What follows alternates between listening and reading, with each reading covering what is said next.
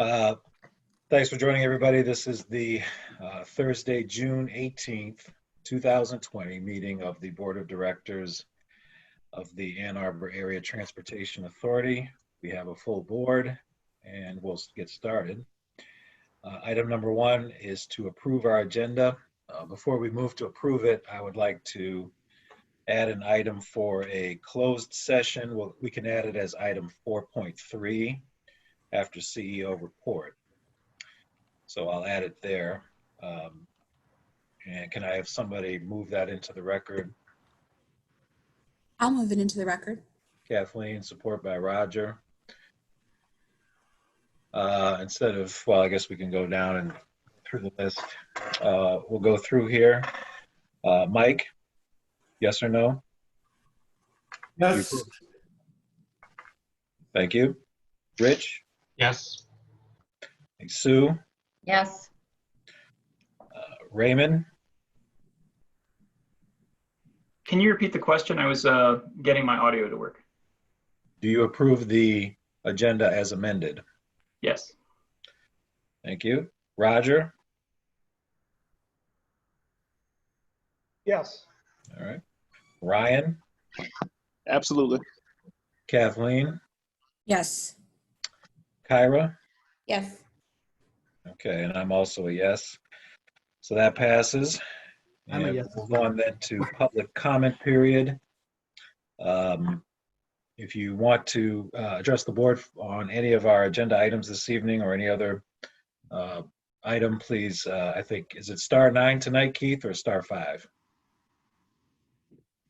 Star 9. Star 9. So to raise your hand, press star 9 or press the raise your hand button on the link. And we'll open it up. Please introduce yourself by name and you'll have up to 3 minutes. Do we have anybody from the public who wants to join?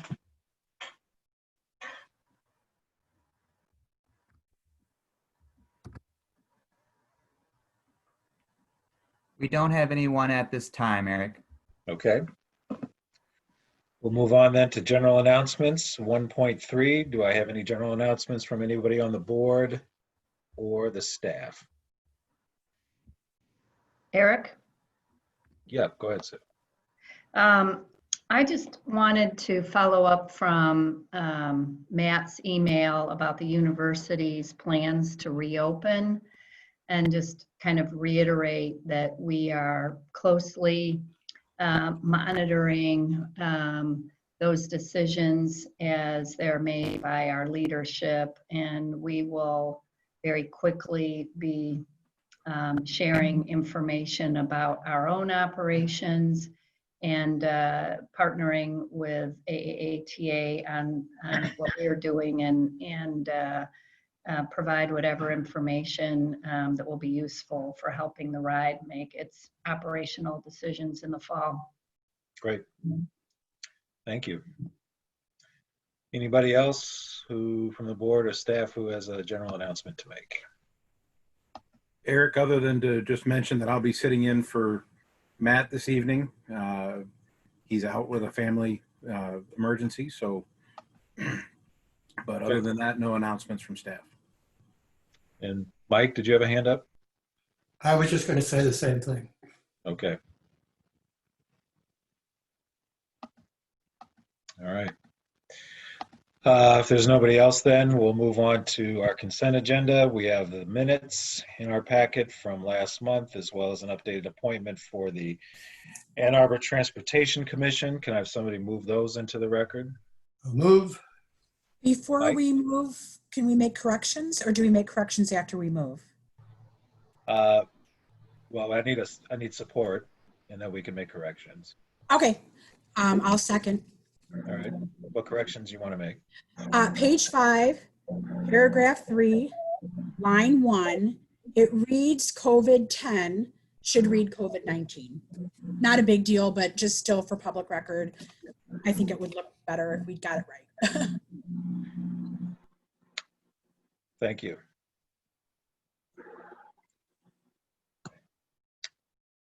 Any other questions or comments on the minutes? If not, we'll go through and you can say yes or no if you approve the consent agenda. Once again, Mike, yes or no? Rich, Yes. Sue, Yes. Ray, Yes. Roger, Yes. Ryan, Yes. Kathleen, Yes. Kyra, Yes. okay, and I'm also a yes. So that moves into the record. Then we'll go to Section 3, Policy Monitoring and Development.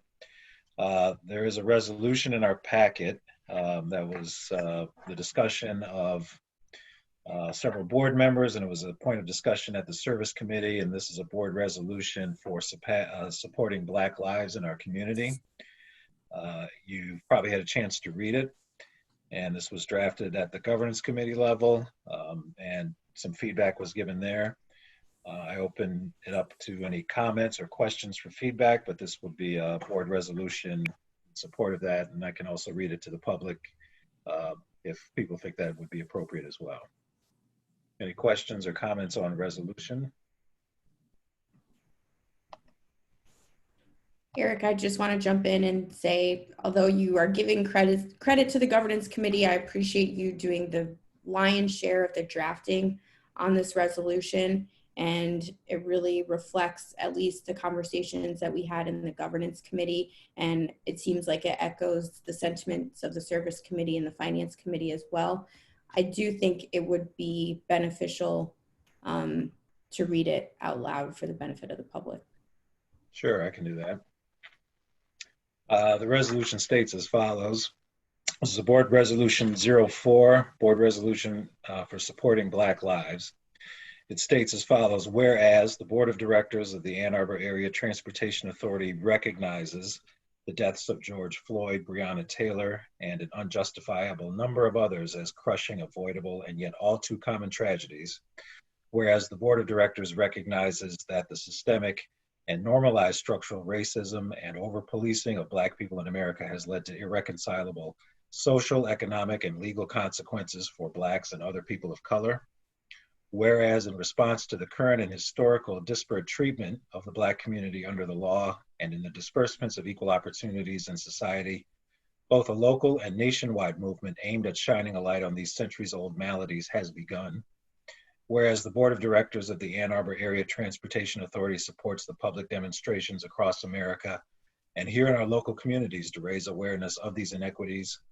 Whereas the Board of Directors of the Ann Arbor Area Transportation Authority recognizes that any meaningful progress toward eliminating the endemic problems described herein must start with the institutions created to serve the public. Be it therefore resolved that the Board of Directors of the Ann Arbor Area Transportation Authority declares that the lives of its Black patrons, riders, owners, stakeholders, and the citizens of our communities unshakably matter, and is committed to A, protection and safety of its riders and the public at all times in support of their rights. B, prohibiting anyone from being discriminated against with respect to AAATA services or with regard to employment by the AAATA. And C, partnering with our owners to educate ourselves and our communities to be the agent of this change and implementing the needed changes insofar as it has the authority to do so. Any other comments or questions on the resolution? If not, I'll take a vote and I'll go again down the list. You can indicate your approval, yes or no. Mike? Yes. Rich? Yes. Sue? Yes. Raymond? Yes. Roger? Yes. Ryan? An enthusiastic yes. Thank you. Kathleen? Yes. Kyra? Yes. And I'm also a yes. So that passes unanimously. Thank you, board members, for that. Pardon me, Chair. Yes. I haven't actually been included on any of the votes thus far. I would like. Sorry, Jesse. I would like to add my vote of yes. Sorry, Jesse. I'll give you 2 yeses to make up for the previous ones I missed you. Thank you. All right, we'll move on then to committee reports 3.2. The report is in your packet, the governance committee. I won't reread it, but I think one issue that I did want to raise in terms of a discussion from that, and I wanted to get board members' feedback on it, was do we Is there any appetite or discussion warranted to move these committee reports to the consent agenda? We report out on these and they kind of, they take up time at each board meeting. So I just wanted to see if there was any appetite to moving these maybe to a consent agenda, or do you like the report out and then the chance to ask questions? So I open it up for some board feedback on that point.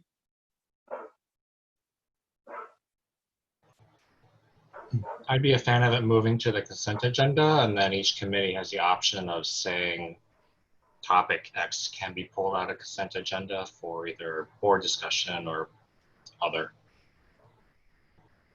Okay. Kathleen? I support what Richard said. I'm not entirely comfortable completely putting it in the consent agenda, unless with the caveat that Rich just suggested of if there's something in particular a committee feels needs to be pulled out, that they pull it out. There's so much vital information, and sometimes when we're going through everything, these committee reports generate a lot of, I think, really hearty and robust discussions, and I would hate to miss that. So that's my thought. Thank you. Roger?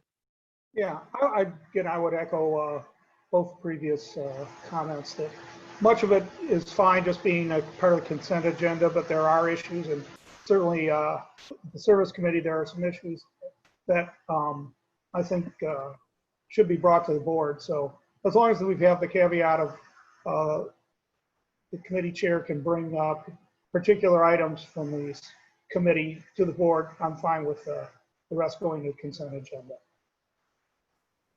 Okay. Mike? I likewise am, with the caveat that it can be pulled out, particularly by the committee head or by anybody else. But of course, this assumes that the board does read these. And I sure hope that that's a good assumption. And it's even more important if we're not giving reports. Agreed.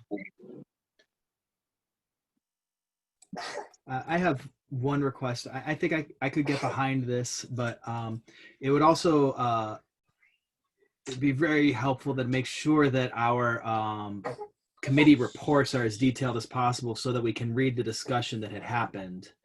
I think if we're going to be putting more of this work onto the committees, I would like to make sure that I have a very full understanding of the conversation that was had, because a lot of times there are things that I haven't thought about until it was meant, until it comes up in discussion, and I want to be able to, I see the benefit in moving the monitoring reports to the consent agenda. I do want to make sure that I have the benefit of being able to read the conversation in as much detail as is appropriate for our board packets. Okay. May I ask a question to that? Yeah. Jesse, are you talking about like a transcripted version of the conversation, and from who, what was contributed? I don't know that a verbatim transcript is necessary, but it will. It's not that I necessarily have an issue with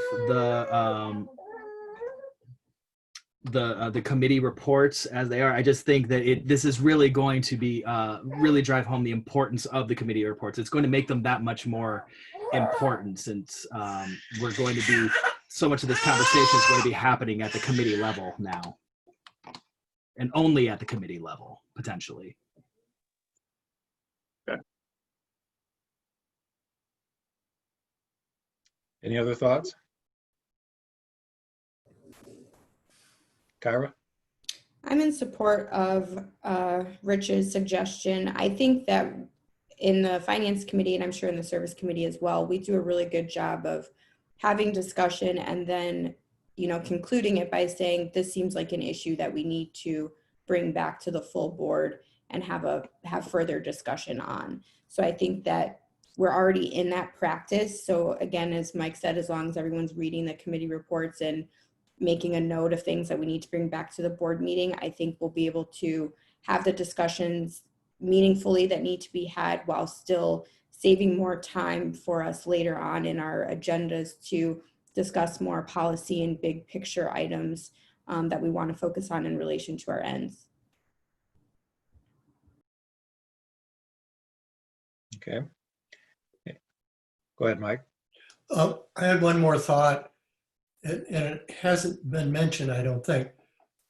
I think we should certainly allow for anybody to ask questions about what is in the written report without necessarily having somebody report what's in there.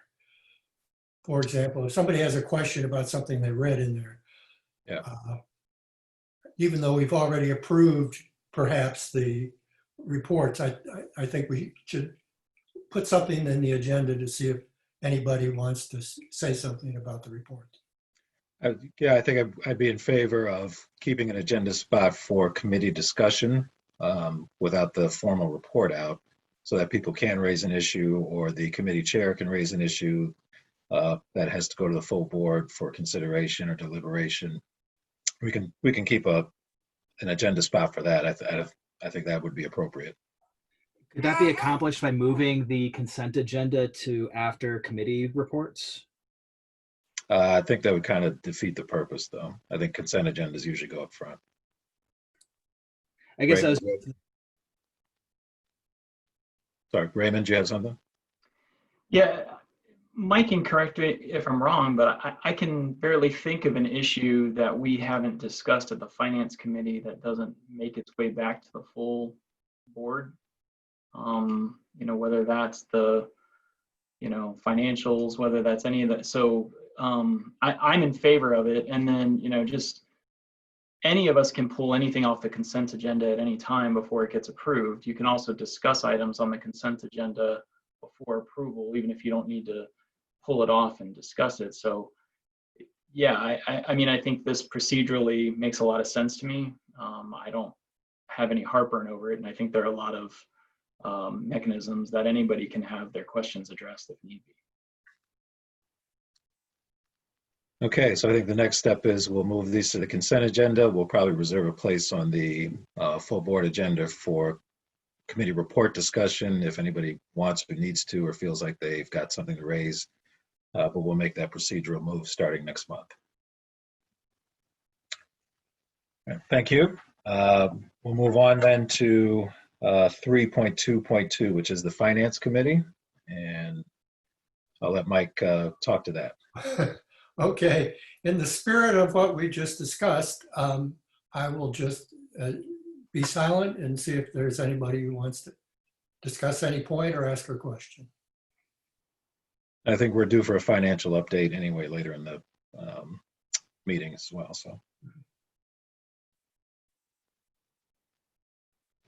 not seeing anybody, I'll move to 3. I'm sorry, Kathleen, do you have your hand up? You're on mute, Kathleen. Sorry. It's sort of sticking with 3.1, and I'm wondering, is it all right for me to go back to that? One of the things under 3.1.1 was expressing new board members and how that's handled. It just talked about education and all of that. And my thoughts are, when a new board member is appointed, we get to meet with the CEO, we meet with the chairman of the board, we discuss thoughts, we get to meet with Rose, and we're introduced to policy governance. But I'm wondering, I've been with other groups when new people come on board, not a welcome wagon per se, but board members, I think it would be nice if they would reach out to the newer members. I've been remiss in this myself. We've had several new board members and I have not reached out. But it would have been nice for me looking back. It's been almost 2 years for me. I think I might have felt more comfortable if a fellow board member might have reached out and said, here's my number. I've been on the board for a little while. If you got any questions or concerns, things that maybe aren't appropriate to ask the CEO or ask the chairman of the board, I would have found that greatly or very useful.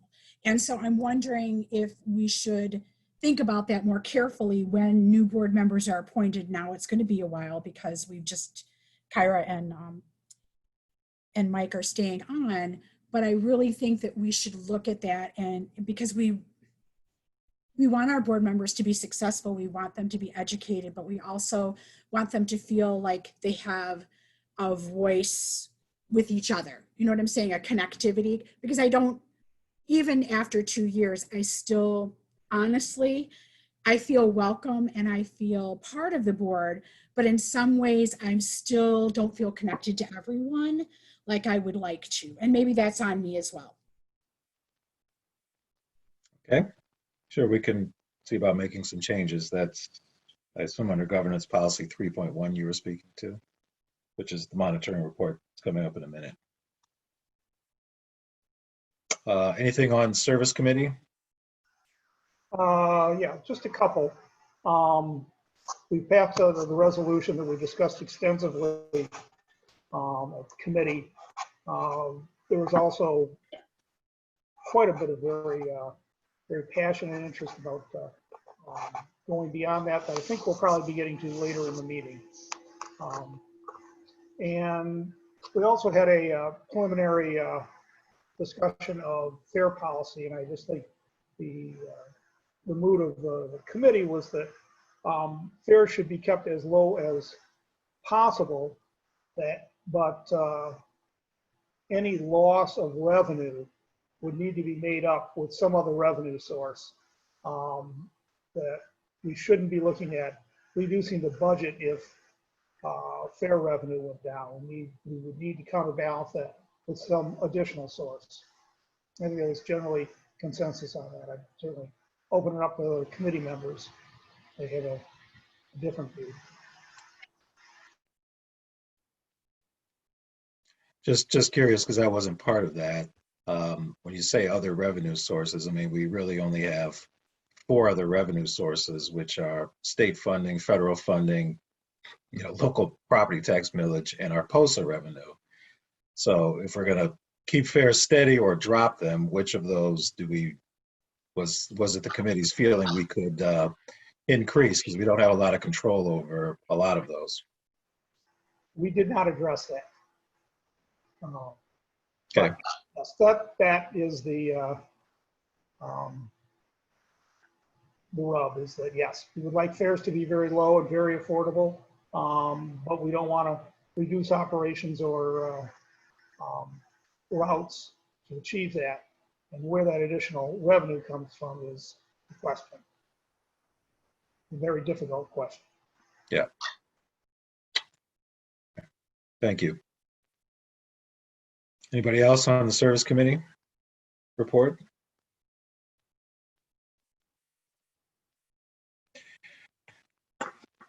Okay, other than that, let's move on then to item 3.3, our monitoring reports. There are 3.1, 3.6, 3.7, and 3.8 in the packet. I think everybody probably saw the comments that were made there, and the mixed bag of comments in terms of our compliance with everything. Anything anybody wanted to draw out of policy 3.1 in particular that we need to address? Kathleen's comments, I think, were made in terms of our ability to reach out to other board members and board education and welcoming new board members. So we'll certainly take that under advisement in terms of board orientation. How about 3.6, which is board committee principles? Any comments on 3.6?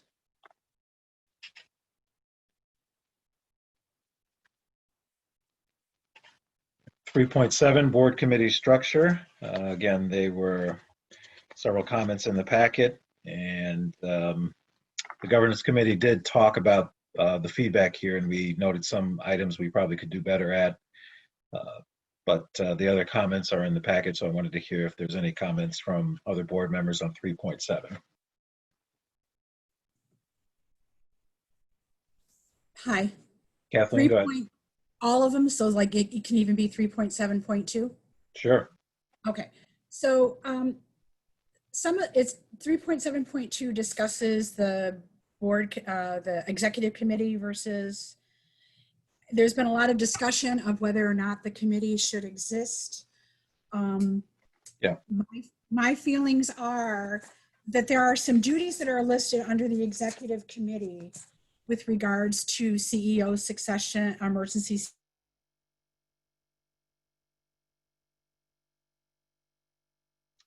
Rose up on us, Kathleen.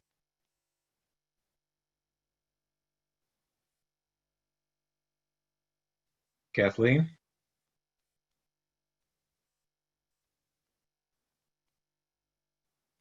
I had the feeling she was about to say something really profound and insightful. That's always the way it goes. But her point is, yes, 3.7.2, the executive committee is something we talked about in the governance committee is a committee that could probably go away, and the duties under the executive committee are things that we could probably redistribute to other committees.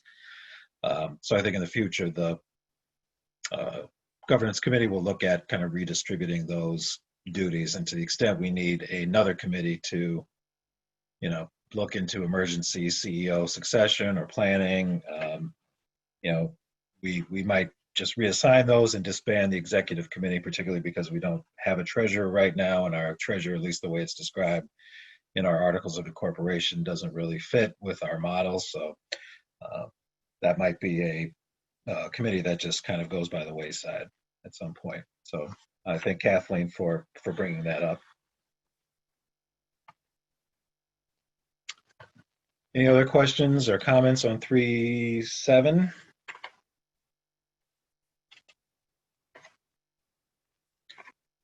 Or about 3.8, which is our cost of governance model?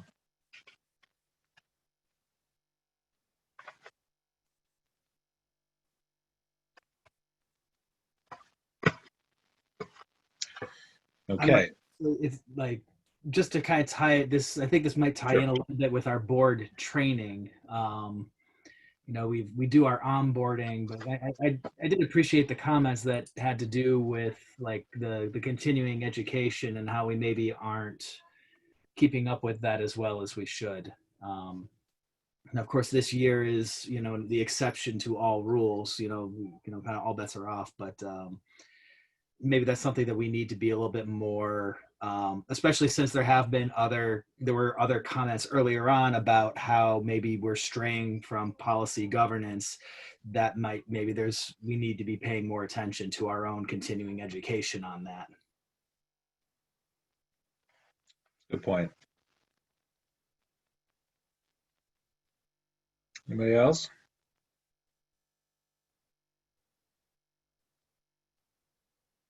Okay. Move on then from 3.3 to 3.3.2, the emergency succession policy, which is 2.9. And we have Mr. Carpenter listed there, but since Mr. Smith is pinch hitting for him, I'll turn it over to him to let him make any comments about that particular policy we need to make. Go ahead, Brian.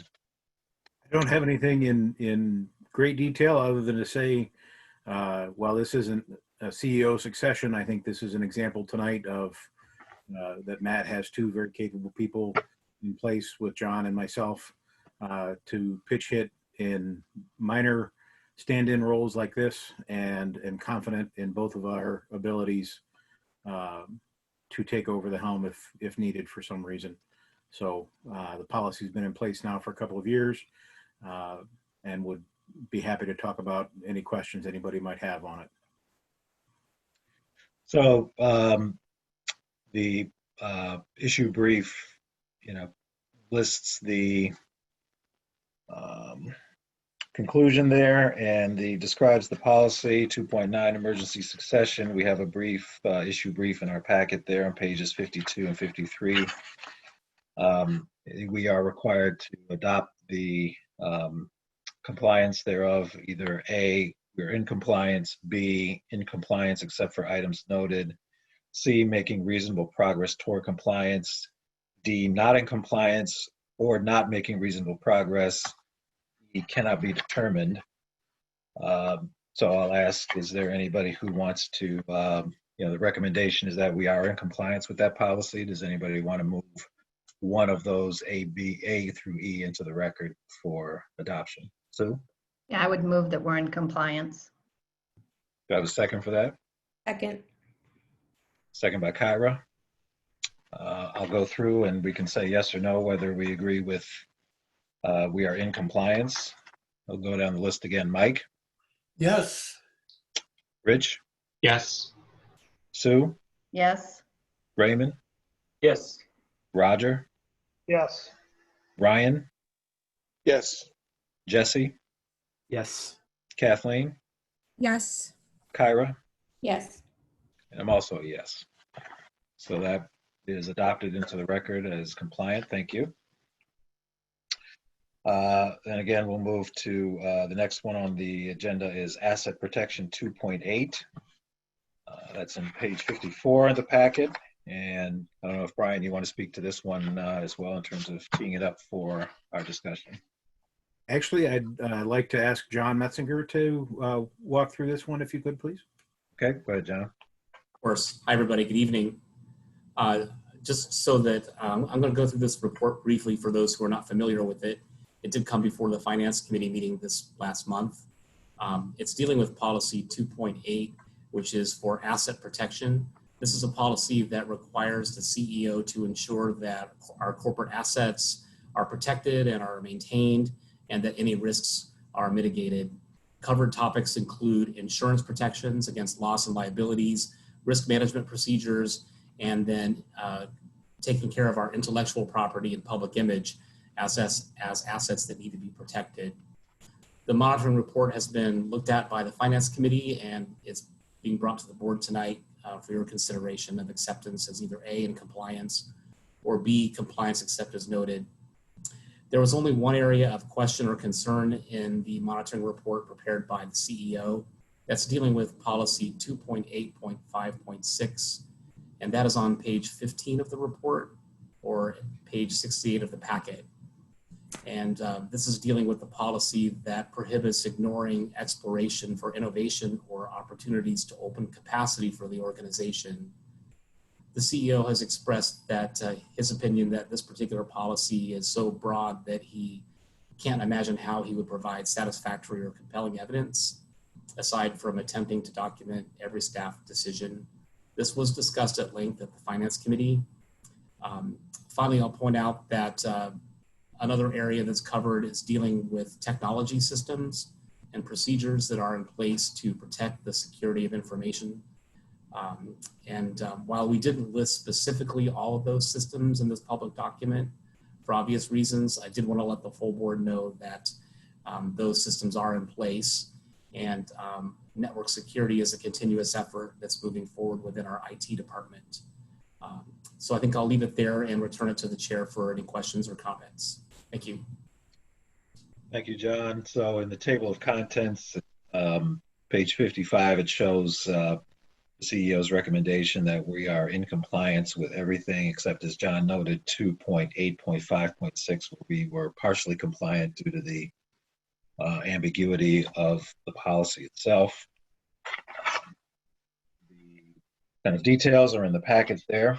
And so do we have any questions about the report or any discussion items open on the policy itself in terms of our compliance toward it?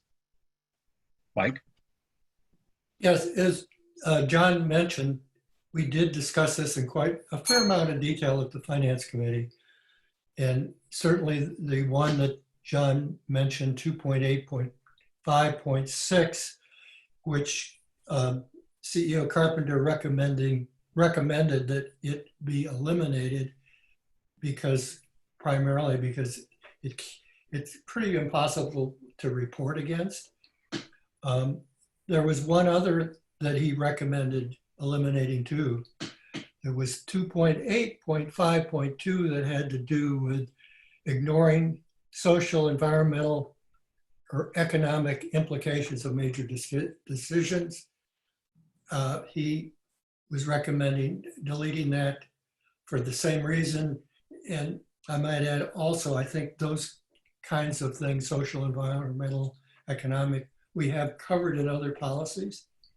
So the committee discussed potentially eliminating those two. And I think we were all in agreement that that would be a good idea. Okay, then let's first of all take care of any other questions or comments on the report, CEO report.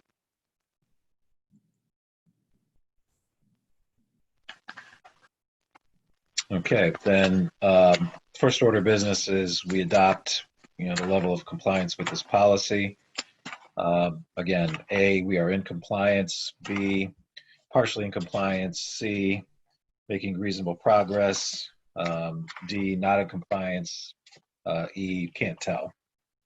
Can I have somebody move a level of compliance into the record, A through E?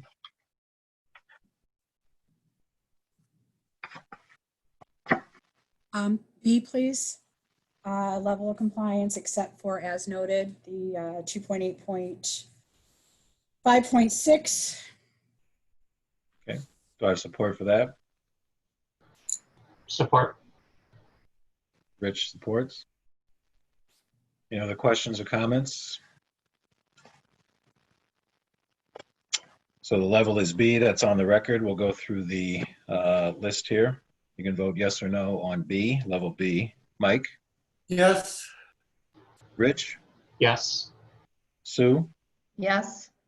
Raymond? Yes. Roger? Yes. Ryan? Yes. Jesse? Yes. Kathleen? Yes. Kyra? Yes. And I'm also yes.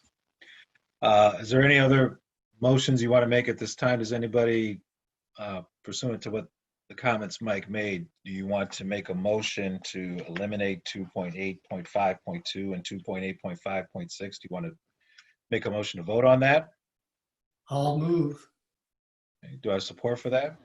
Support. Support from Rich. Any other discussion on the deletion of those two? I have a little bit of thought on that. I wasn't expecting that discussion on that limitation. I don't know. When I hear or when I see ignoring exploration of innovation or opportunities that open capacity for the organization, that feels like something that we should continue to strive to always advance the organization, not just get stuck in a status quo sort of environment, which is what I think this gets at. I understand how it can be a little ambiguous, but that's why we have kind of interpretations. So I'm not comfortable voting on removal unless we have something that kind of addresses the spirit of what it's trying to get at as a replacement. You have any thoughts about amending it at this time, or I know it's very sudden. No, I didn't come prepared to amend it. I didn't know we were going to act to take it out. Yep. And if we want to, we can always add something back in, but others have their hand up. Go ahead, Kathleen. I have a question for Mike. He had mentioned that those two were covered somewhere else. Could you cite where they're covered so that maybe Raymond has a better feel? If I had my policy manual handy and I had it memorized as well as Matt, I could, but I think I'm correct in that we are addressing those issues of social, environmental, and economic, are we not? Does somebody have a better memory than I? I don't have my manual with me at the moment either, but All the more reason not to act on it tonight. I think Matt. Jesse? Oh, I'm sorry, go ahead. I think Matt's comment says that the sentiment of not ignoring innovation is reflected in our new ends policies. And I don't remember, and I'm trying to pull them up quickly, but I can't find them in my inbox quickly. But I know there is something in our ends policies. It's just not an executive limitation, but this policy predated us revising the ends. And if I can find it quickly, I will pull it up. Okay. Oh, while you're doing that, I'll ask, go ahead, Jesse. I have similar reservations to Raymond. And I think also considering how deliberately we've been moving on other issues of policy, I think it's incredibly hasty to just introduce the removal of an entire policy that could have potential implications without giving us any time to really prepare for it. I'd be all for tabling this to another meeting. I think it's worth discussing, but I don't feel adequately prepared to make this to have this discussion. Okay, Mike? I think that there's some good points that were just made about being hasty, and I think I would like to withdraw my motion. Okay. Roger, you have a hand up?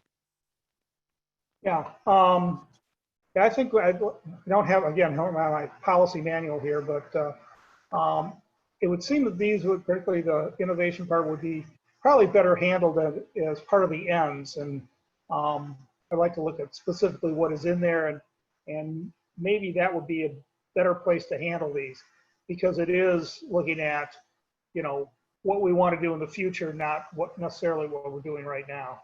So my thoughts on it. Yeah, and I'm not against that, but I'll just say this for people who haven't been on the board as long as I have. We have talked about innovation, et cetera, as an end. And I think in the past, the reason it ended up here in executive limitations as opposed to ends in the past, and maybe we did revise the ends to reflect this. But yeah, we don't want to stand still, to Raymond's point. However, the ends are things where we want to end up. These are why do we exist type of statements. And we don't necessarily exist to innovate. And that's why it didn't end up as an end. It's a means to an end, innovation and as such. And that's why we put it in the means or the executive limitations, not the ends. So I'm not opposed to having the discussion about putting it ends or revising that policy for next month. And maybe we can put this as an agenda item next month. Not opposed to that at all. I think it's a good, worthwhile discussion. But just for that background and history, I think that was a reason we didn't put it in ends in the first place. Sue? So could it come to us in our committee so we just have a chance to talk a little bit more, get a little bit more educated before it comes to the board? Sure. So we can use that committee time for each of us to get a little smarter, at least for me. Yep. Thank you. It might be helpful to see Matt's previous interpretation. My memory is that we've had this discussion before, but in the monitoring report, there was a little bit more meat here. So it might be good to reference that when we have these discussions. Yeah. Okay. So we'll table that and put it as an agenda item next month and put it on the committee agendas for discussion. So we can all come back a little more thoughtful about the issue next board meeting. Any other questions, comments about that, Mike? Yes, it reminded me, in fact, we went over 3.6 so quickly, I'd forgotten something that we'd actually was identified in the comments from the board, and also we discussed at our executive committee, our governance committee meeting, and that's 3.6.4. Committees are to avoid over-identifications with the organizational parts. And of course, we have committees that are structured basically for organizational parts. The most concrete example, I think, is the finance committee. And so I think we should add that to the list of modifications or eliminations that we should consider perhaps at the next board meeting, because it's hard for the finance committee not to identify with the finance function, for example. Yeah. And I'm sure could say some similar things with service. Yeah. That's thank you for bringing that up, Mike. Yeah, a few of us who responded struggled with that one a little bit, as we're not really sure what we were supposed to get at there when we did that. I think it was more of a, we don't want people to get too cozy with the organization and have different parts of the organization kind of guiding the board instead of the other way around, and that was kind of the issue. But as Mike pointed out, the purpose of the finance committee is to identify with, the finance department. So I think that's correct. We'll make sure that gets on the agenda 3.6.4 for next month's discussion for modification or deletion.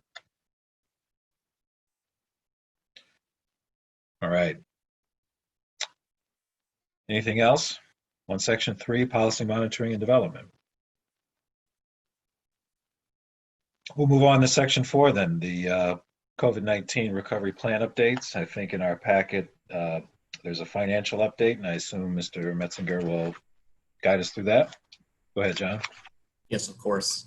Hello again. I just wanted to share a few pieces of information that were shared at the Finance Committee this month. First of all, one item of interest is that we seem to be confirming from outside sources the general timeline of the pandemic as well as the timeline for economic recovery. It's been very interesting to read several articles on the topic. U of M economists are predicting either a V-shape or a checkmark shaped recovery for the economy. And what that looks like, if you can visualize it, is sharp drops in economic activity this year due to the impacts of the pandemic, and then recovery beginning to swing back upward, occurring mid-2021 through 2022.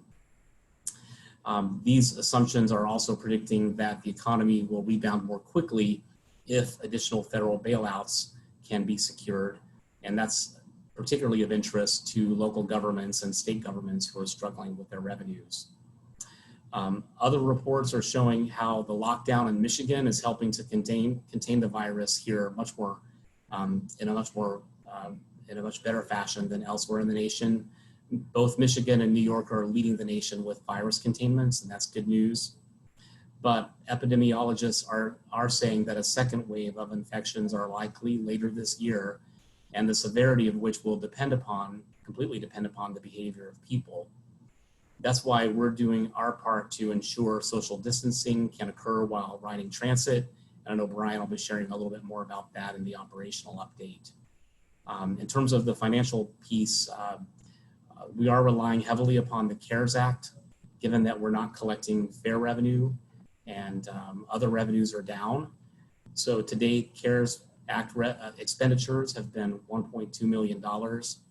This is paid for employee leave, something like incentive pay for frontline employees who were at work during the early stages of the pandemic, and then several projects that are underway, including installing more permanent style barriers between the driver at the fare box. We're also discussing a quick launch of a mobile ticketing platform, and we'll be bringing more information to the committees and the full board about that next month.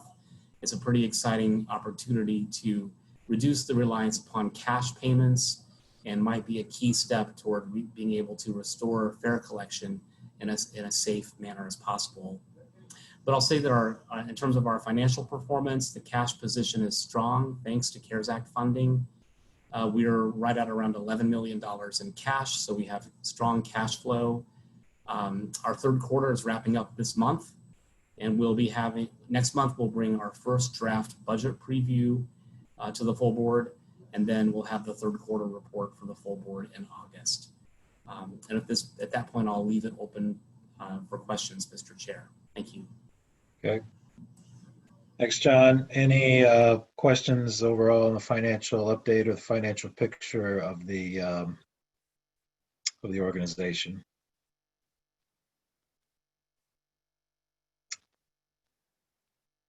I guess my only question, John, is we may have talked about this a little bit at the last meeting, but I imagine it's going to be very difficult, compared to past years, to get our heads around the assumptions of projections and budget revenue, et cetera.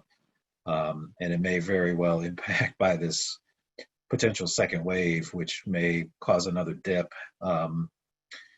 We took certain financial steps to put ourselves on a trajectory where, the charts that you showed us before, the ups and downs, would leave us in a fairly healthy position, all things considered. Are you working out any models where a second dip in this is recovering? And would you consider bringing us a backup budget, for lack of a better term, versus a primary budget with one assumptions versus two? Or how's your team thinking about that? That's a very good question, Eric. Thank you. And you're right. This is, in my career, one of the most challenging moments with regard to budgeting, simply because there is so much uncertainty, and we don't know really what, for example, will happen with state revenue for operating assistance or state support for capital assistance. Those are really the two biggest areas of uncertainty in the budget. What we are doing in the first draft kind of budget preview that will come to the board next month is to run with our best assumptions based upon what we're hearing from economists and from other experts who know these things better than we do, which is running along the lines of the modeling that had been done previously. And in terms of bringing a second or backup budget option to the board, that's certainly something that I'll give some further thought to. I also do want to point out that, we'll have a budget preview in July. We'll have the first draft budget introduction in August, along with a public hearing at that time, and then bring the final budget recommendation to the board for adoption in September. And I do think it's very possible that as we move into fiscal year 2021, that we may very well have other impacts to the budget, and we may need to come back to the board for a budget amendment at that time, which would be a way that we could help kind of build the bridge as we cross it, so to speak.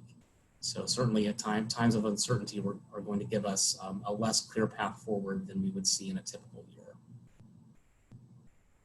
And I assume your projections take into account, some of the things that Sue said earlier about the opening up of the university, et cetera, and counting on that to happen. Indeed. Yeah. So we'll look forward to that. Any other questions on the financial update or report out?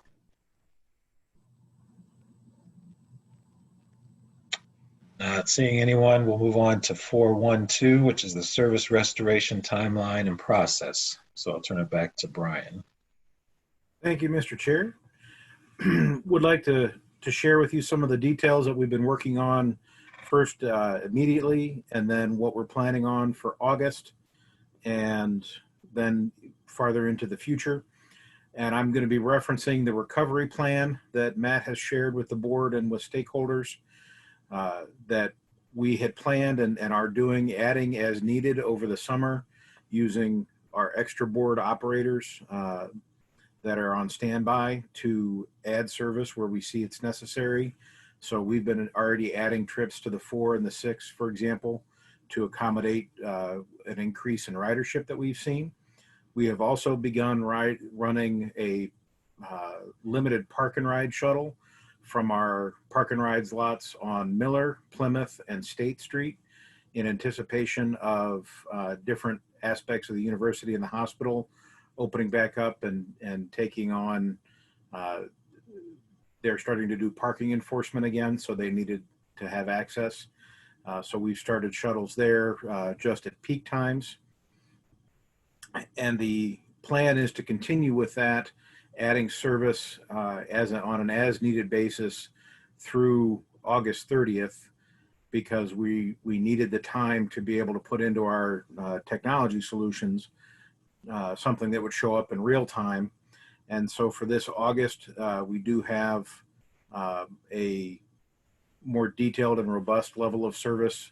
The service we're running right now, I would describe as a Sunday plus, and planning on getting back to an expanded level of service by August 30th.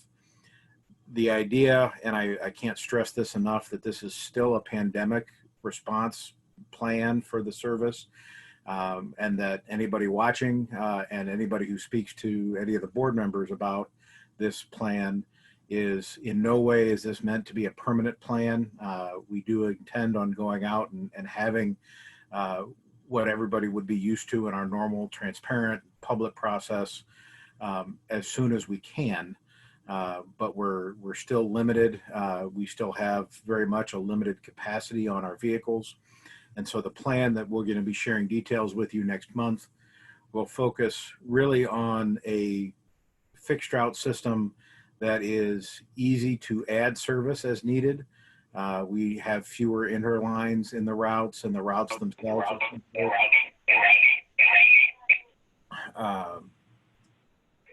And that it will appear, I think, significantly different than what our existing route structure is, but we're doing our best to keep in place as much coverage as possible while still planning that what used to be a full bus was 60 people, and now our peak is going to be probably 20 people, again, depending on the setup of the bus and what have you.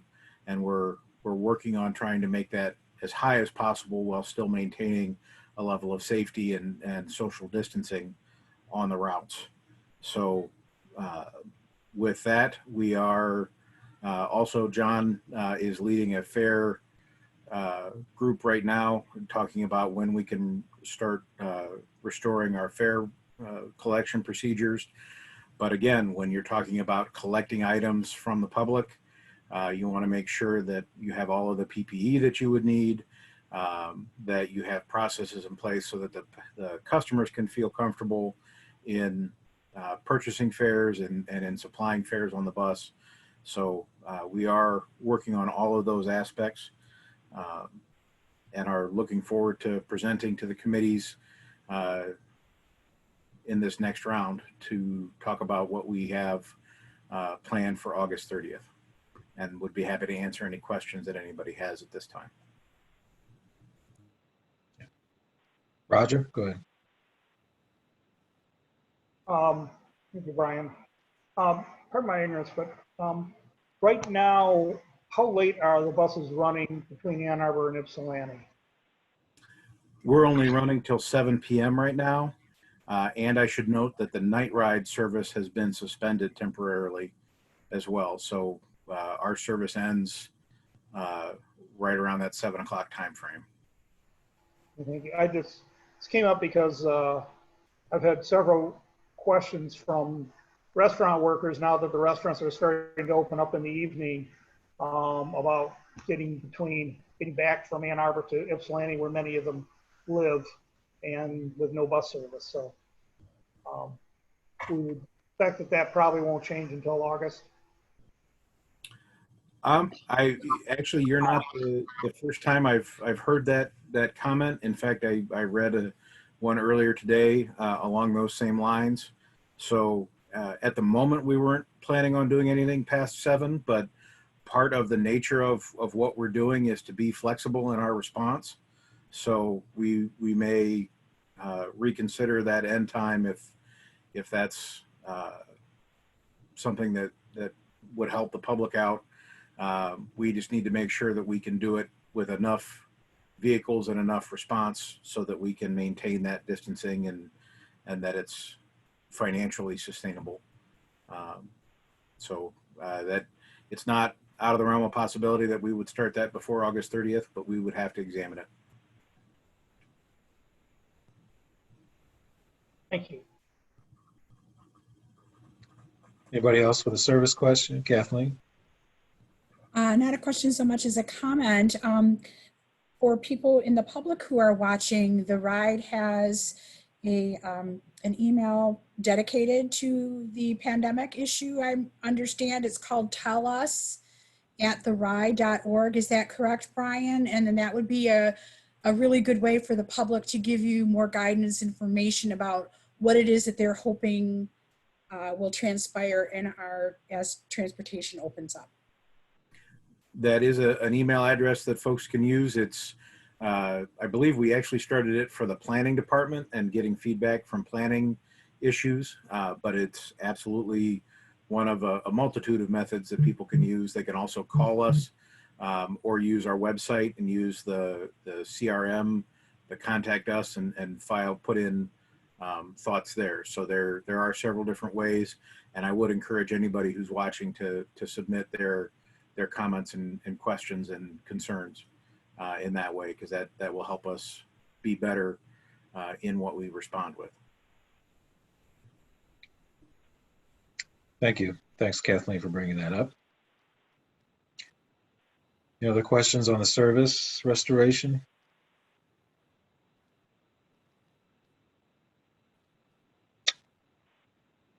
Okay. Jesse, go ahead.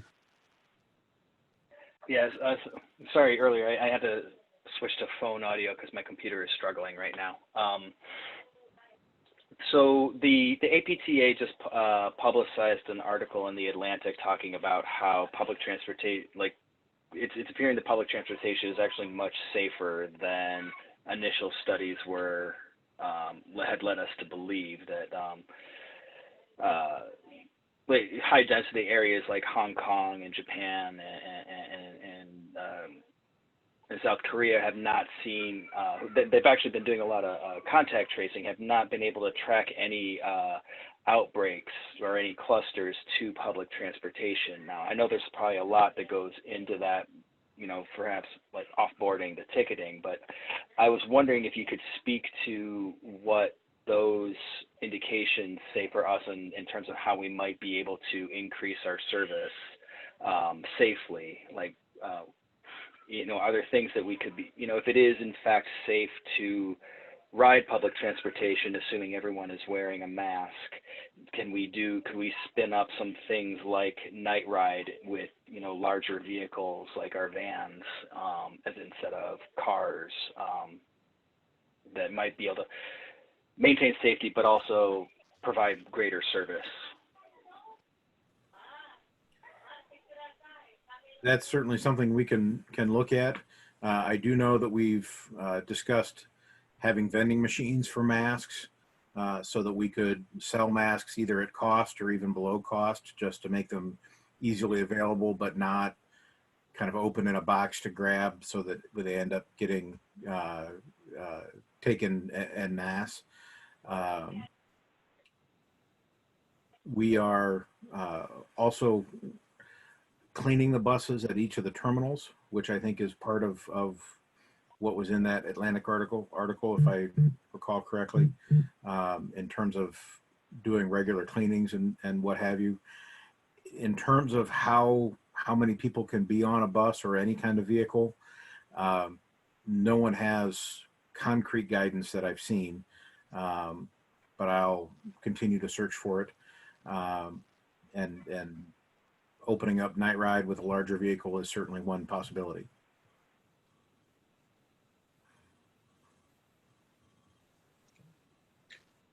Jesse, any follow-up or? Go ahead. No, I'm content to know that the staff are considering all the options. All right.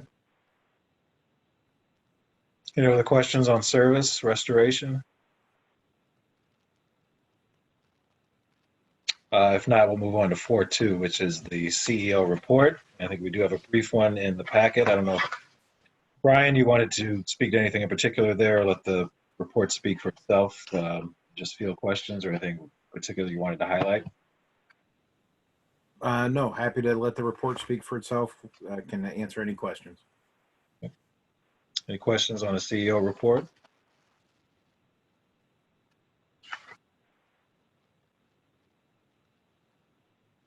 Oh, Kathleen, go ahead. My question is the A20 that was just approved by the City of Ann Arbor. Where does AAATA come into play with that? I'm not sure what our role would be or how we fit into that. Can you give me a little bit of a brief synopsis?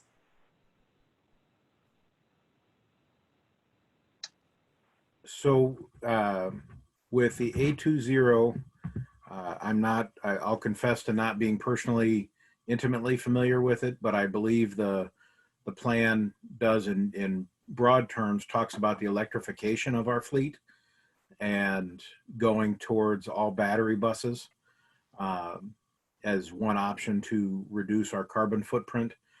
The one issue with that is the expense of doing that and a method of doing that. It's one thing to start in on that type of process and slowly replace your fleet over time. Going immediately towards that, we do have buses that we've purchased that have federal interest in them. So there would be a limitation on eliminating those buses until they're at the end of their useful life. But I believe primarily it has to do with us going to that all battery fleet.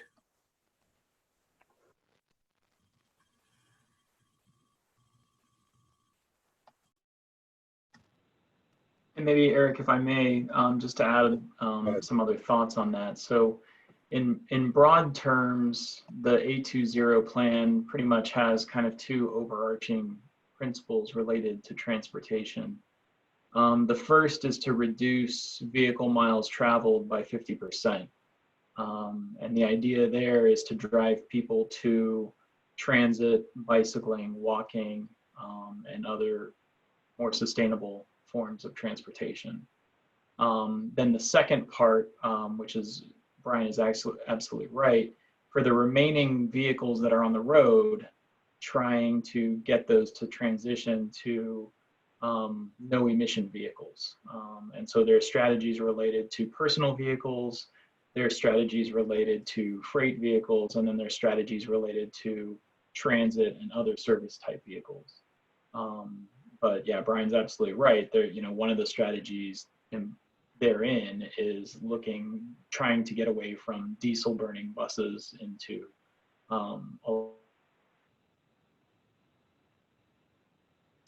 so yeah.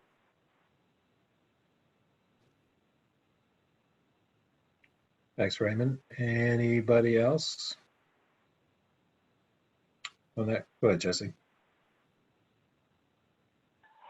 And I'm sorry if this was addressed and I just missed it. The temporary park and ride shuttles that are operating, it's the last item in the CEO report. Could I get a little bit of detail on that? What, like when those are running and what their aim is?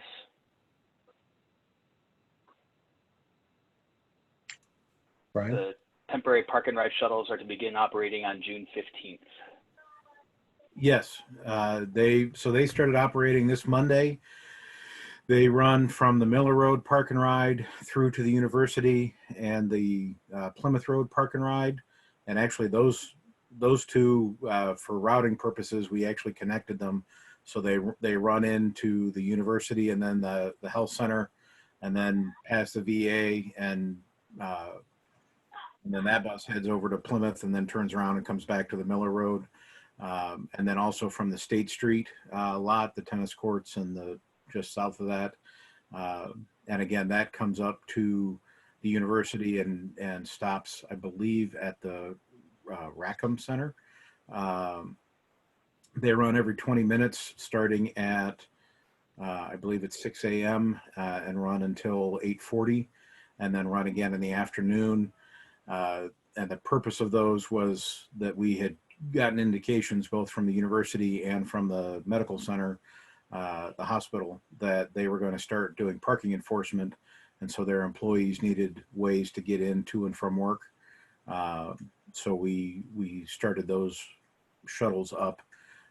We put them on clock faces every 20 minutes because they're not on the real time with the limitations of our software. We're not able to get those into the real time system. So we tried to make them as simple as possible to understand and frequently enough that if you missed one or if the bus was full, you could still get the next one and get to work in a timely fashion. So these are kind of new routes, I guess. It's not expanding service on an existing route. Correct. We did do a new routes. They follow some, if you look, like we have a Miller Road Park and Ride route, but rather than, and some of those are already running, and rather than duplicate that, we threw in these shuttles, basically because we had not been servicing with the existing routes that we have out there right now on the real time.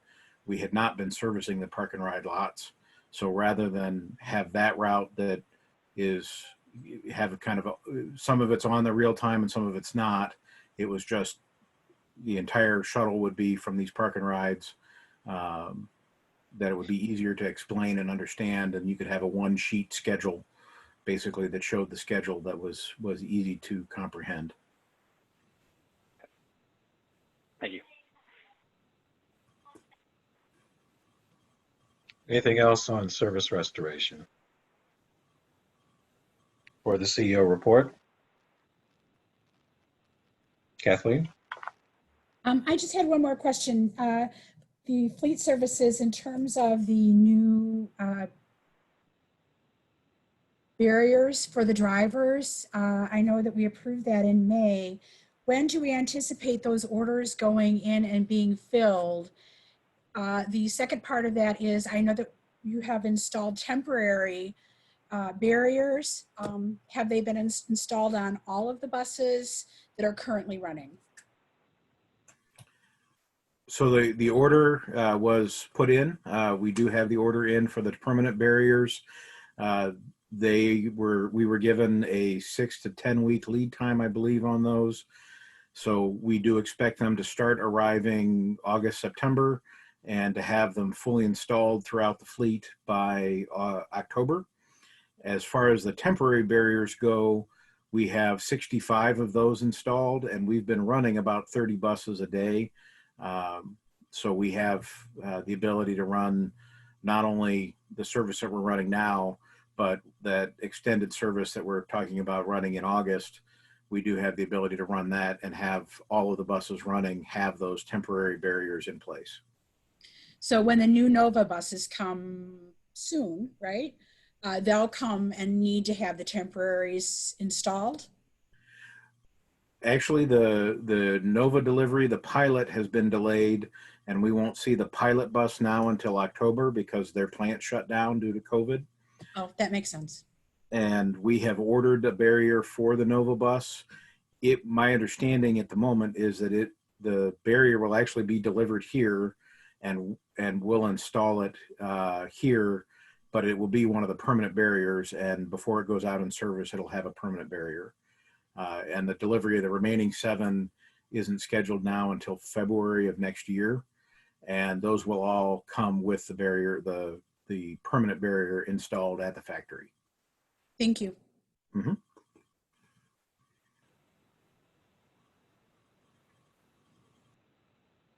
Any other questions on CEO report?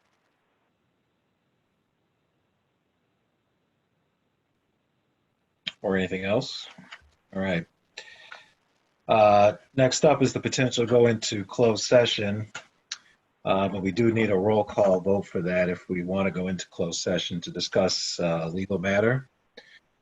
So I will take a roll call vote at the moment, and the full board and the staff are welcome to join us in that discussion. But I'll go through and ask yes or no. Do you want to go into closed session? Starting with Mike Alamain. Yes. Rich? Yes. Sue? Yes. Raymond? Yes. Roger? Yes. Ryan? Yes. Jesse? Yes. Kathleen? Yes. Kyra? Yes. And I'm also yes. So we will adjourn the regular board meeting right now. And I think Keith Book distributed a link to the closed session meeting. So everybody needs to, correct me if I'm wrong, Keith, close out of this and go into the closed section link, and then we'll resume coming back to this link when we're done. So we'll see you on Yes, the other that side. is correct. Okay. Thank you. We'll see you on the other side.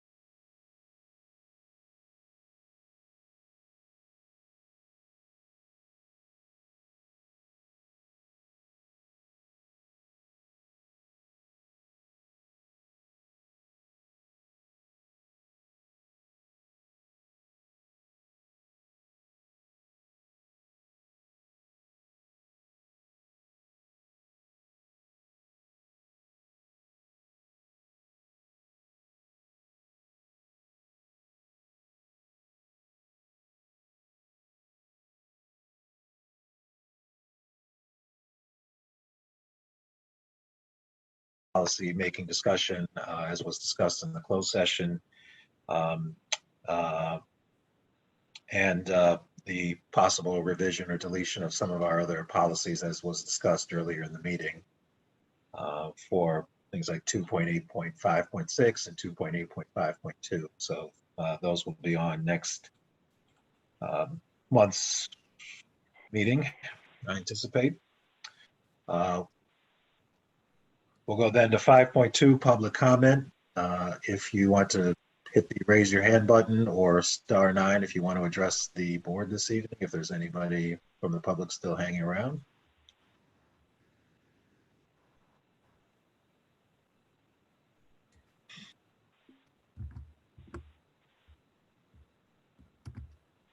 Hi, yes, this is Keith Book. I do have one individual who has raised their hand. The individual is Tim Hull. You've been unmuted from this end if you'd like to share your comment. Yeah, I am speaking to comment on the service restoration plan for the ride. With ridership down and revenues down and the risk of COVID-19 still very present in our community, I understand the need to proceed slowly with service restoration. Restoring full service will not be possible for quite some time. I did write an email to the tellus@theride.org, but wanted to address the board on some of the same topics as well. Anyway, I'm concerned that the first and only major service to be added following the end of the stay-at-home order, at least until the end of August, is the Park and Ride Express. This service, by definition, is only useful to a small segment of the rider population, those traveling to U of M at peak hours who park at Park and Ride lots and, by definition, have cars. Meanwhile, general fixed route service remains on the same base schedule as during the stay-at-home order, which means some routes start at 9 a.m. or no service after 7 or 8 p.m. With businesses reopening, this is not a sufficient spam service, and I'd strongly urge you to consider adding service on regular routes prior to the end of August. As a starting point, perhaps consider using the Saturday schedule as the weekday base instead of Sunday, with earlier, more frequent trips added where necessary. Perhaps the routes could be adapted to serve the park and rides as well, as they usually don't on weekends, in lieu of running all these dedicated shuttles. I'm also curious as to the plans for August. Will the route map be mostly staying the same as it was pre-pandemic with changes to frequency to account for reduction in revenue, or will there be significant changes there? And will there be public meetings regarding said changes, remote or otherwise? I'm wondering. Thanks. Okay. Thank you for your comments. And if you've put these in an email, I'm sure the staff will respond to those comments then. So, yeah, I did already send an email that had most of this, except for the being curious about the plans for August. okay. So we'll incorporate that into the response. Thank you. Keith, do we have anybody else?